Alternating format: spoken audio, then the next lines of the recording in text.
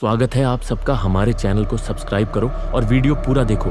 Video पसंद आया तो लाइक करो, अपने दोस्तों के साथ शेयर करो और सबसे बड़ी बात यह है, वीडियो अकेले में देखना। दोस्तों, आज मैं आपके साथ एक ऐसा हादसा साझा करने जा रहा हूं जिसने मेरी जिंदगी हमेशा के लिए बदल दी। जिसमें मैंने अपनी पत्नी और अपने बच्चे को, जो इस दुनिया में अभी आया भी नहीं था, खो दिया। ऐसा नहीं कि मैंने उन्हें बचाने की कोशिश नहीं की, लेकिन बस बचा नहीं पाया। आज भी 5 साल बाद मैं उस दर्द को भुला नहीं पाया। सोचिए, अगर आपकी आंखों के सामने कोई आपकी पत्नी और बच्चे को मार दे तो आप क्या करेंगे? मैंने वही किया जो उस वक्त संभव था, लेकिन सामना किसी शक्तिशाली चीज से था। कुछ भी करना मुश्किल था। मेरा नाम राहुल है और यह कहानी मेरे गांव की है।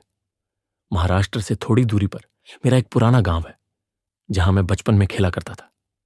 लेकिन जवानी ने एक नया जोश और नए इरादे लाए और मैं गांव से शहर चला आया, पैसे कमाने के लिए, और शादी कर ली। कभी वापस गांव नहीं गया। लेकिन एक दिन मुझे पिता का फोन आया। बाप और बेटा फोन पर। पिता: बेटा, तेरी मां बहुत बीमार है, अगर हो सके तो गांव आ जा, शायद अब उनसे फिर नहीं मिल पाएगा। राहुल: ठीक है पापा, मैं अगले दिन निकलता हूं। अगली सुबह मैं अपनी पत्नी को लेकर गांव पहुंचा। मां को देखकर दिल खुश हो गया। उनके चेहरे पर वह खुशी जो उनकी बीमारी को कुछ पल के लिए भुला रही थी। हमने समय बिताया, बातें की, गले मिले। लेकिन एक सवाल था जो मुझे परेशान कर रहा था। राहुल: पापा, गांव में एक टॉयलेट देखा, बाउंड्री से बंद, लोग उसके पास नहीं जाते। पिता: बेटा, रात में वहां मत जाना, हमारी कसम, वहां मत जाना, रात को मेरी पत्नी मुझे जगाती है। पत्नी: सुनिए जी, मुझे वॉशरूम जाना है, बहुत दर्द हो रहा है। राहुल: अभी रात है, कल सुबह चले जाना। पत्नी: अब नहीं, मैं और नहीं रोक सकती। हम घर के पीछे बने टॉयलेट की तरफ गए। पत्नी अंदर गई और थोड़ी देर बाद बाहर आई। पत्नी: राहुल, टॉयलेट में ताला है। राहुल: ठीक है, मैं घर से चाबी लेकर आता हूं। पत्नी: नहीं, इतना समय नहीं है, अब मुझे बहुत तकलीफ हो रही है, चलो बगल वाले टॉयलेट में चलते हैं। राहुल: नहीं, तुम्हें याद नहीं कि मां पापा ने क्या कहा था? कुछ भी हो जाए, रात में वहां मत जाना। पत्नी: आप भी ये सब मानते हैं? ये गांव वाले ऐसे ही बातें बड़ा चढ़ाकर बोलते हैं, चलो ना। राहुल: ठीक है, तुम्हारी तकलीफ को देखते हुए चलो बगल वाले टॉयलेट में चलते हैं। जैसे ही हम टॉयलेट की तरफ बढ़ते हैं, मौसम अचानक बदल गया। ठंडी हवाएं चलने लगीं, आसमान में बिजली चमकती और गरज जोर जोर से हो रही थी। जैसे ही हम बाउंड्री के अंदर कदम रखते हैं, ठंडी हवा हमें रोकने की कोशिश करती है, पर हम अंदर चले जाते हैं। पत्नी अंदर जाती है और मैं बाहर खड़ा रहता हूं, स्मोकिंग करते हुए। कुछ ही समय बाद पीछे से खटपट की आवाजें आने लगी।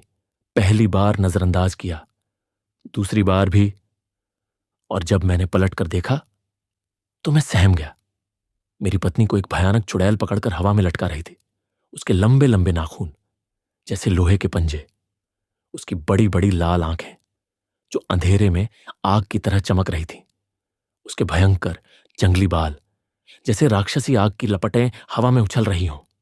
उसका कद कम से कम 3 मंजिला इमारत जितना लंबा। उसकी ताकत इतनी कि हर बार मैं उसे छूने की कोशिश करता तो वह मुझे हवा में उड़ा देती।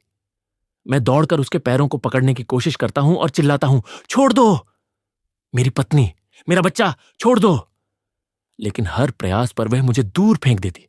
उसकी एक थप्पड़ की ताकत इतनी थी कि मैं हवा में उड़ जाता। मेरी पत्नी को और दूर फेंक दिया। उसका सिर दीवार से टकराया और वह बेहोश हो गई। हम दोनों पर गंभीर चोटें आईं और मेरा बच्चा हमसे हमेशा के लिए छिन गया। वह जिंदा तो है, मेरी पत्नी, लेकिन उसका दिमाग और दिल सदमे में है। न बात करती है, न प्रतिक्रिया देती है। सिर्फ कभी कभी हादसा याद आता है और वह जोर जोर से चिल्लाती है। मेरी जिंदगी आज नरक से भी बदतर हो गई है। मैंने हर इलाज करवाया, पर कुछ भी असर नहीं हुआ। इसलिए मैं आज आपके साथ यह कहानी साझा कर रहा हूं जिसने मेरी पूरी जिंदगी बदल दी। अगर आपको यह कहानी पसंद आई तो कृपया चैनल को लाइक और शेयर करें। और अगर आपके साथ भी ऐसा हादसा हुआ हो तो हमें कमेंट बॉक्स में अपनी कहानी भेजें। अगली कहानी में हम आपकी कहानी कवर करेंगे।